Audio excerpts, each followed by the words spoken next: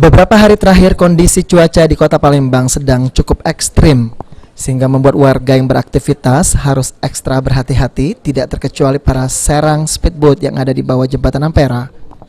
Setiap harinya para serang speedboat ini sering melakukan perjalanan sungai dari Palembang ke sejumlah daerah di beberapa wilayah perairan Sumatera Selatan, di antaranya Banyu Asin, Oki, dan sebaliknya.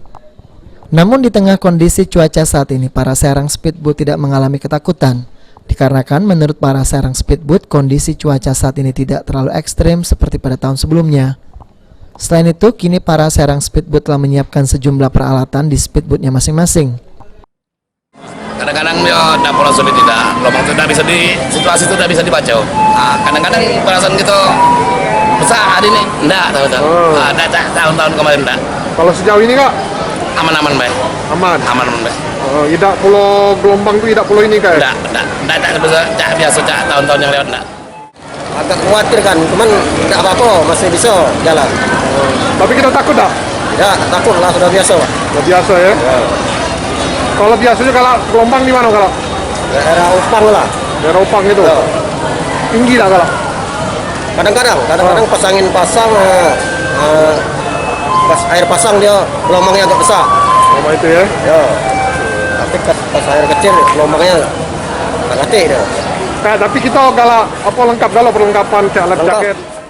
Pihak kepolisian serta Dishub Palembang cukup sering memberikan himbauan ke sejumlah serang speedboat maupun jukung yang ada di kawasan 16 Ilir, serta meminta para serang untuk saat ini mengurangi beban angkutannya.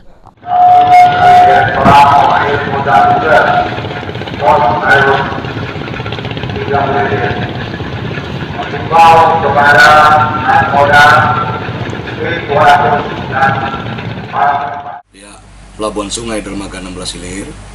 Yang pertama, himbauan itu sendiri kepada sopir-sopir jukung atau driver-driver jukung itu sendiri, dan yang seperti speed, ketek, itu tetap harus memperhatikan yang pertama kapasitas muatan tonase, karena melihat dari kondisi cuaca saat ini yang memang sedikit ekstrim, ombak besar, mengantisipasinya ya salah satunya yaitu tadi tonase. Setiap harinya ada sebanyak 71 speedboat dan 20 hingga 25 jukung berbagai jurusan yang datang maupun pergi melalui dermaga 16 Ilir. Firman Hidayat, PAL TV.